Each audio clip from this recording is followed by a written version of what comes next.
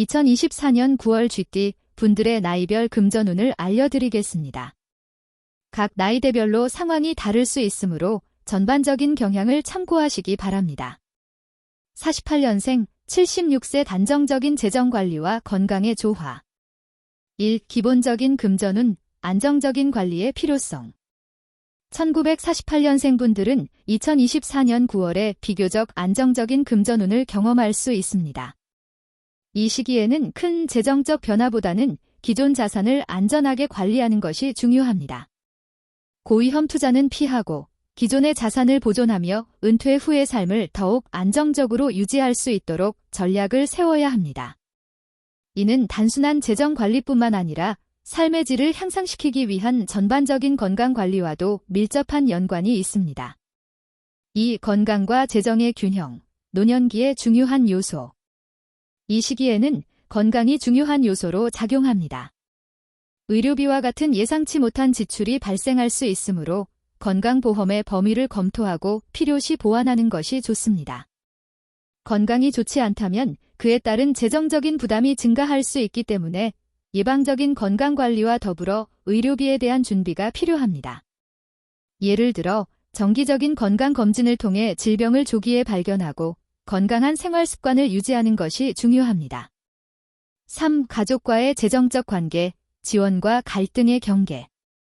76세가 되면 가족과의 재정적 관계가 중요한 문제가 될 수 있습니다.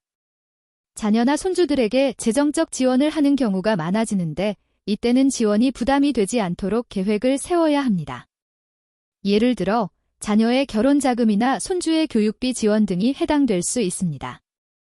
하지만 이러한 지원이 지나치면 자신의 생활에 부담이 될 수 있으므로 필요한 경우 재정 전문가와 상의해 재정 계획을 수립하는 것이 중요합니다. 4. 사회적 활동과 기부, 긍정적 에너지의 활용. 사회적 활동에 참여하거나 기부를 통해 긍정적인 에너지를 얻는 것도 중요합니다. 그러나 지나친 기부는 오히려 재정적인 부담으로 작용할 수 있습니다. 기부를 계획할 때는 자신의 재정 상태를 충분히 고려하고 기부의 목적과 효과를 신중하게 따져보는 것이 필요합니다. 예를 들어 소액 기부를 통해 지속 가능한 기여를 하거나 자신의 경험과 지식을 나누는 방식으로 사회에 공헌할 수 있습니다. 5. 장기적인 재정 계획, 은퇴 후의 삶을 위한 준비. 76세는 이미 은퇴한 시기이기 때문에 은퇴 자금을 어떻게 관리할지에 대한 장기적인 계획이 필요합니다. 이때는 수익보다는 자산 보호에 중점을 두어야 합니다. 또한 자신의 삶의 질을 유지할 수 있는 방법을 고민하는 것이 중요합니다. 예를 들어 주거 환경을 고려해 은퇴 후의 삶에 적합한 주거지를 선택하거나 노후 대비 자금을 효과적으로 활용하는 방법을 연구할 수 있습니다. 60년생 64세 적극적인 투자와 리스크 관리. 1. 금전운의 변화, 새로운 기회와 도전. 1960년생 분들은 2024년 9월에 금전적으로 새로운 기회를 맞이할 수 있는 시기입니다. 이 시기는 새로운 투자나 사업 기회를 잡기에 좋은 시기입니다. 특히 부동산 투자나 안정적인 금융상품에 대한 투자가 유리할 수 있습니다.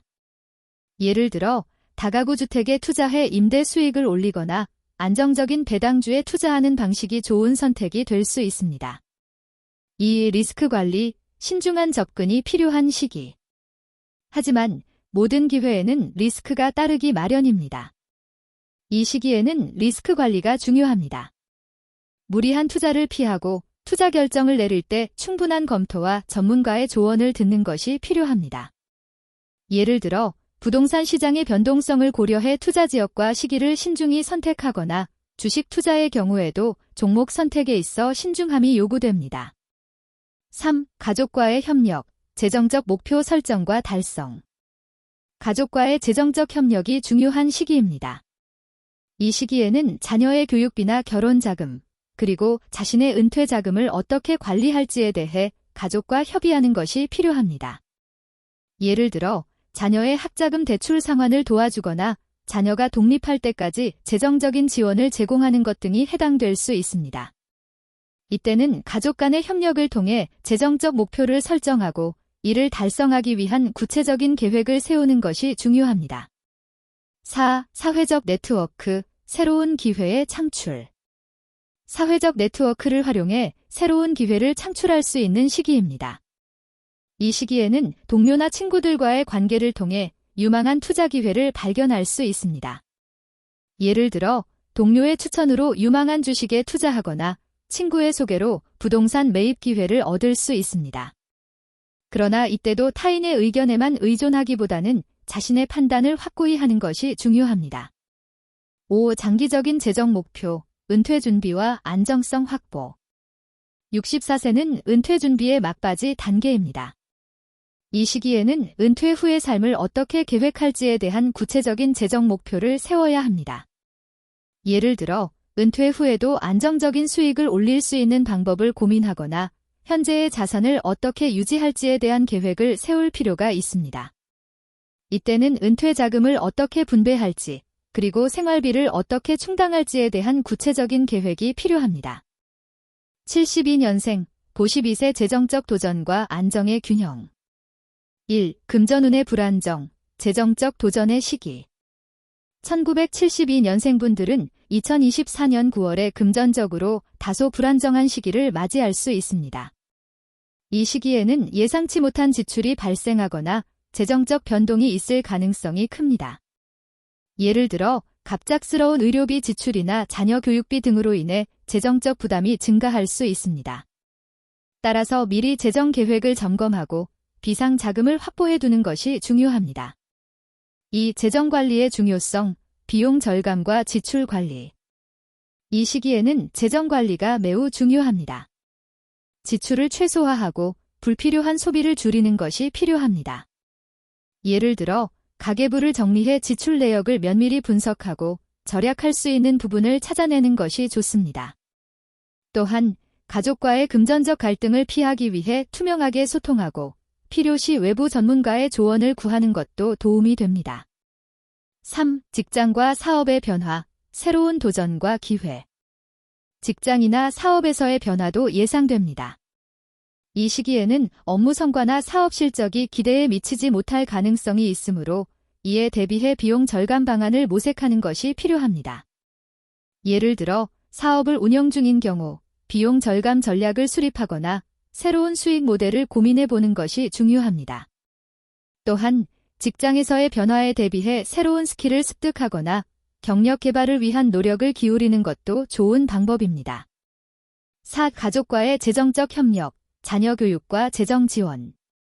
52세는 자녀 교육과 관련된 지출이 크게 발생하는 시기일 수 있습니다. 이때는 자녀 교육비를 어떻게 관리할지에 대한 구체적인 계획이 필요합니다.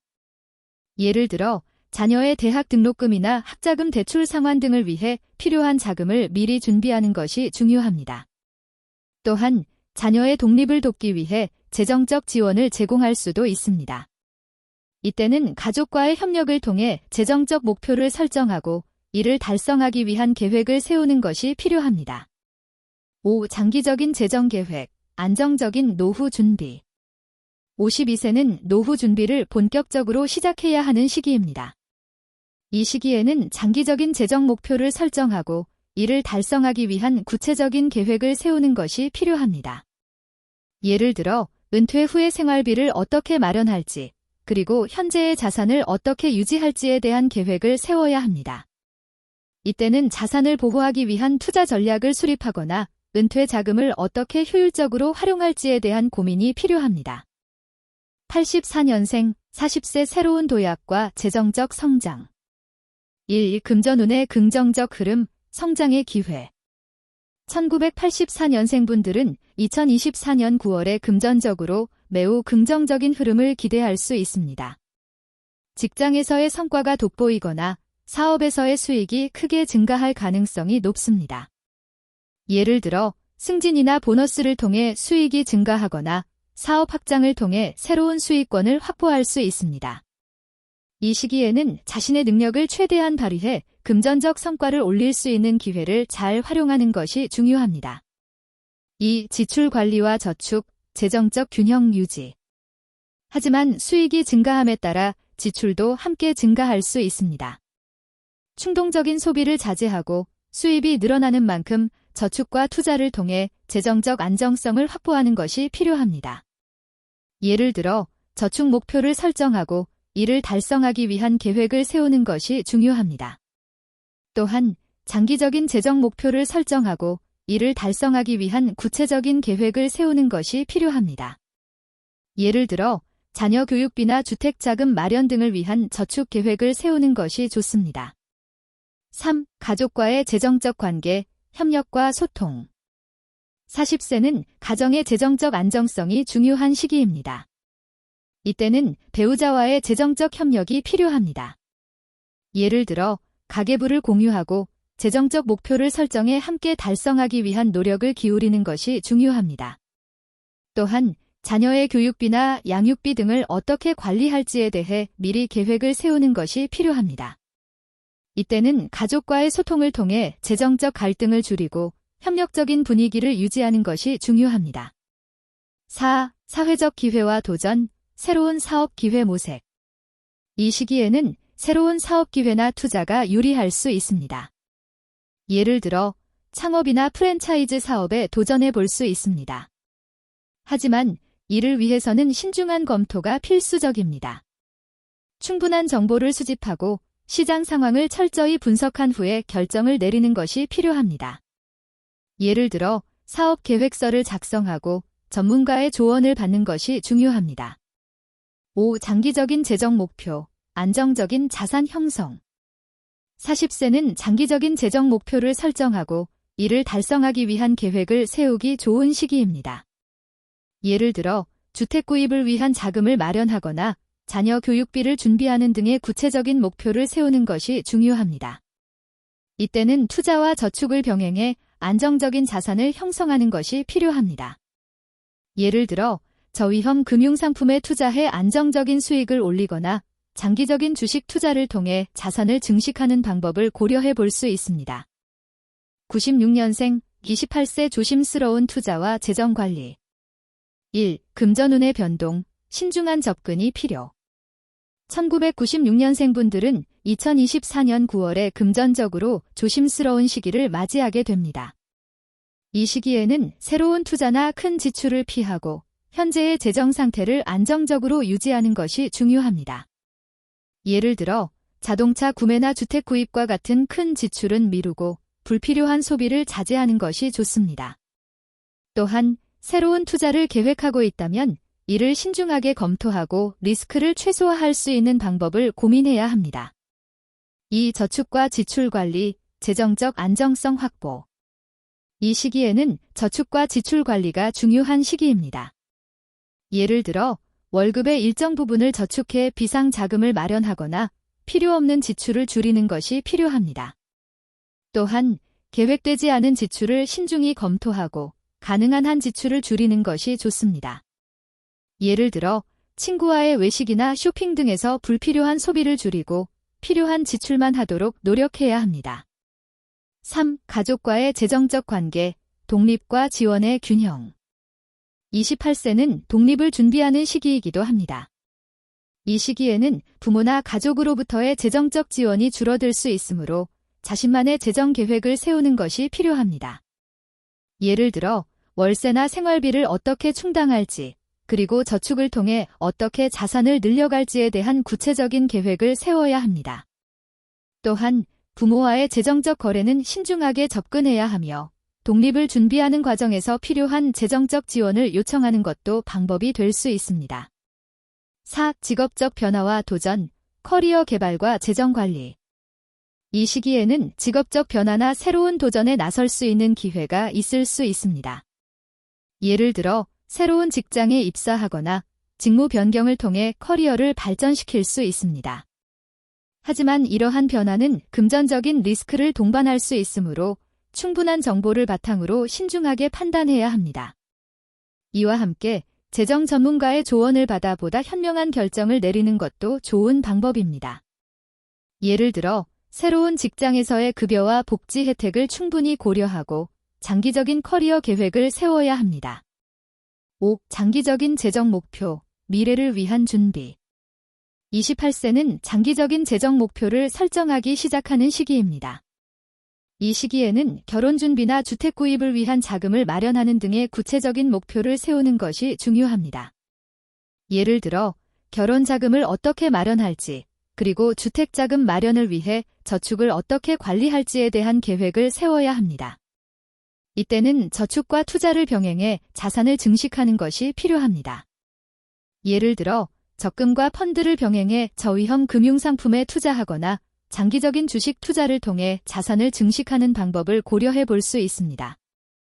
08년생 16세 경제 개념과 재정관리 습관 형성. 1. 기본적인 금전운, 재정교육의 중요성. 2008년생 분들은 아직 경제적으로 독립하지 않은 시기이므로 금전운보다는 용돈 관리와 저축 습관을 기르는 것이 중요합니다. 이 시기에는 금전적 수입보다는 학업에 집중하고 미래를 준비하는 데 필요한 경제 개념을 배우는 것이 중요합니다. 예를 들어 부모로부터 받은 용돈을 어떻게 관리할지, 그리고 저축을 통해 어떻게 자산을 늘려갈지에 대한 구체적인 계획을 세워야 합니다. 2. 저축과 지출 관리, 건강한 재정 습관 형성. 이 시기에는 저축과 지출 관리가 중요한 시기입니다. 예를 들어 부모로부터 받은 용돈을 일정 부분 저축해 비상 자금을 마련하거나 필요 없는 지출을 줄이는 것이 필요합니다. 또한 계획되지 않은 지출을 신중히 검토하고 가능한 한 지출을 줄이는 것이 좋습니다. 예를 들어 친구와의 외식이나 쇼핑 등에서 불필요한 소비를 줄이고 필요한 지출만 하도록 노력해야 합니다. 3. 가족과의 재정적 관계, 부모와의 협력. 16세는 부모와의 재정적 관계가 중요한 시기입니다. 이 시기에는 부모의 재정적 지원을 받으면서도 스스로 재정 관리를 배우는 것이 중요합니다. 예를 들어 용돈을 받을 때마다 2024년 9월 쥐띠분들은 나이대별로 금전 운세가 다소 다르게 전개되지만 전반적으로 신중함과 계획적인 재정 관리가 중요합니다. 각자의 상황에 맞게 재정 계획을 세우고 예상치 못한 지출에 대비하는 것이 안정적인 금전운을 유지하는 데 도움이 될 것입니다.